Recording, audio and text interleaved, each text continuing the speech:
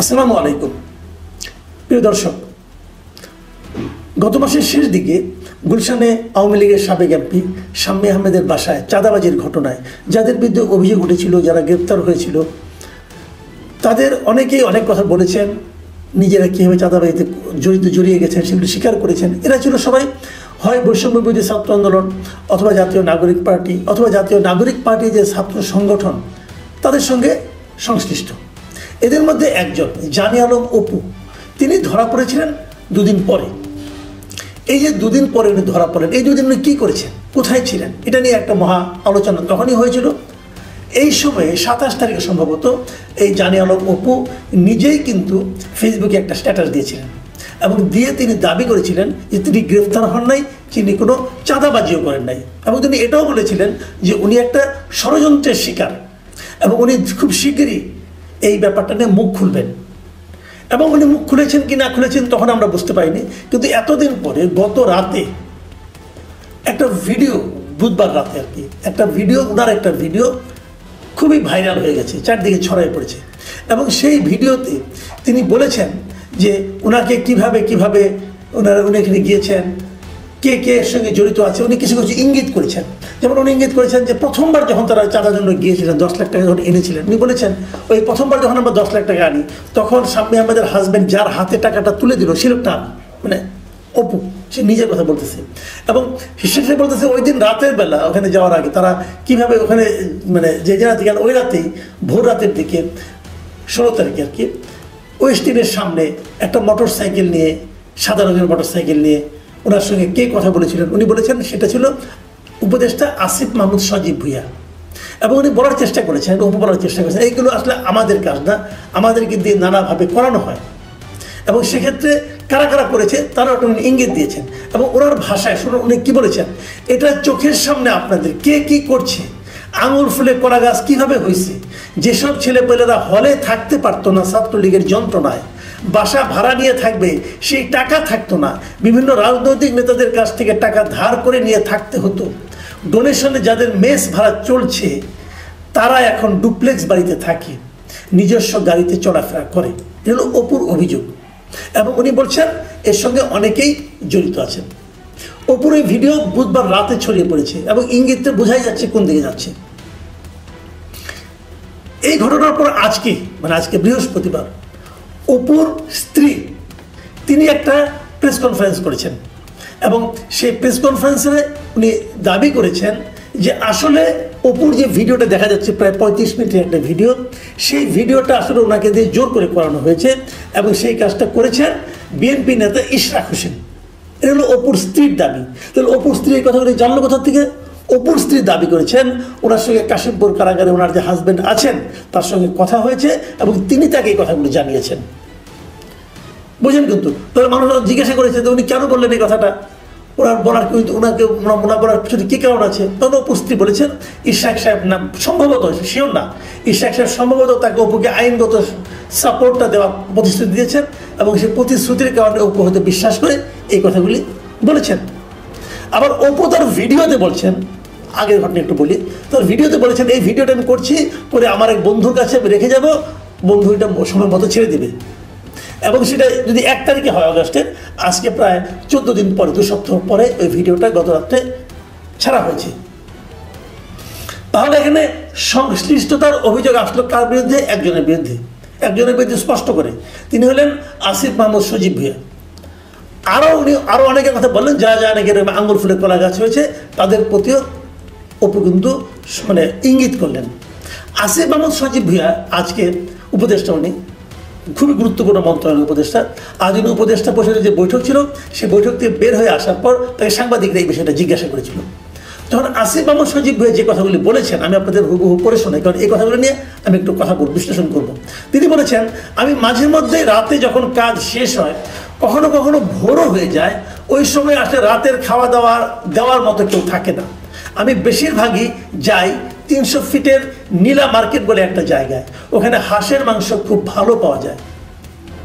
300 fit কিন্তু অনেক বসুন্ধরা পার হয়ে প্রায় পূর্বাচলেই বলা যায় এটাকে। তো ওখানে হয়তো 4-5 জন মিলে যায়, ওটা আবার বেশি ভোর হয়ে গেলে বন্ধ থাকে, তখন ওদিকে ওয়েস্টিনে যাওয়া হয়। তবে এক্সাক্ট ওই দিন আমি গিয়েছিলাম কিনা, সেখানে ছিলাম কিনা, এটা আমার মনে নাই। খেয়াল করেন, আমি এখানে কতগুলি কথা বলি ওনাকে। উনি যে একজন গুরুত্বপূর্ণ উপদেষ্টা, উনি ভোর রাতের দিকে অথবা শেষ রাতের দিকে অথবা মধ্যরাতের পরে কাজ করতে, অনেক কাজ করেন, দেশের জন্য অনেক কাজ করছেন। এই কাজ করতে করতে ওনাকে খাবার দেওয়ার মতো কোনো লোক থাকে না, বাসায় ওনাকে খাবার দেওয়ার মতো কোনো লোক থাকে না। অতএব উনি নীলা মার্কেটে যান, নীলা মার্কেটে যে হাঁসের মাংস খেতে যান। ওই যে হাঁসের মাংস না পান, দোকান বন্ধ হয়ে যায়, তাহলে উনি ওয়েস্টিনে যাওয়া হয় ওনার। ভাই ওয়েস্টিনে আপনারা গিয়েছেন কিনা এত রাত্রে খাওয়ার জন্য আমি যাই না। আমি নিজে একটা কথা বলি ভাই, আমি অনেক বছর ধরে সাংবাদিকতা করি, বেতন টেতন ভালোই পাই, এবং আমি বলতে পারি যে আসিফ মাহমুদ সজীব ভুঁইয়ার যে বৈধ আয়, তার চেয়ে আমার আয় ডাবলেরও বেশি হবে। নিজে সরকারিভাবে যে বেতনটা পাই তার চেয়ে আমি অনেক বেশি ইনকাম করি, বৈধভাবেই করি, ইচ্ছা হলে যে কেউ চেক করতে পারেন। আমি কোনোদিন ওয়েস্টিনে ডিনার করার কথা সাহস করি নাই। মাঝে মাঝে রমজানের সময় যখন ইফতার পার্টি হয় না, তখন ওই যে ক্রেডিট কার্ড দিয়ে একটা কিনলে দুইটা পাওয়া যায়, ওইটা যখন দেয়, অফার দেয়, তখন আমি মাঝে মাঝে খুঁজি যে কোনটায় যাওয়া যায়, কোনটায় অফার কম আছে, যেখানে স্ত্রীকে নিয়ে যাওয়া যাবে। এবং তারপরও একটা কিনলে আরেকটা ফ্রি, এই অবস্থা দেখেও, ওই রেটটা দেখেও আমি যাওয়ার সাহস পাইনি ওয়েস্টিনে। ওয়েস্টিনে খাওয়া আমাদের দেশে এই মুহূর্তে সবচেয়ে এক্সপেন্সিভ খাওয়া। ওখানে ওনার মাঝে মধ্যে যাওয়া হয়, এমনভাবে বললেন যে প্রায় উনি যান। ভাই আসিফ মাহমুদ বিলটা কে দেয়? আপনি তো 4-5 জন বন্ধু বান্ধব নিয়ে যান, মাঝে মাঝে যান, মানে কি এক মাসে 4-5 বার যাওয়া হয় আপনার, বিলটা কে দেয় ভাই? নাকি free Khan? Cash or kind এই ফর্মুলায় ফ্রি খান? আপনাকে কে খাওয়ায় ভাই? এই হলো আমাদের আসিফ মাহমুদ সজীব ভুঁইয়ার কাণ্ড কারখানা। উনি সরকারের একজন উপদেষ্টা, এবং উনি আবার এটাও কয়েকদিন আগে দেখলাম, উনি এটাও বলছেন যে উনি নাকি সামনে ইলেকশন করবেন, যদি করেন আর কি, তাহলে উনি এই শিডিউল ঘোষণার আগেই পদত্যাগ করবেন। তার মানে এতদিন ধরে গুছিয়ে টুছিয়ে নেবেন, যেদিন শিডিউল ঘোষণা করবে তার আগের দিন উনি পদত্যাগ করে উনি ইলেকশন করবেন। করেন ভাই, ইলেকশন করেন।